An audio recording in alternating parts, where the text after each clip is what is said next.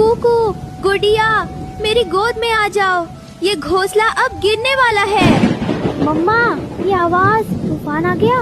तभी तेज हवा चलती है, आसमान से एक पेड़ की डाल टूटकर गिरती है और रानो का घोंसला मिट्टी में मिल जाता है। तूफान के बाद जब सब शांत हुआ, रानो को होश आता है, मगर उसकी गुड़िया कहीं नहीं थी।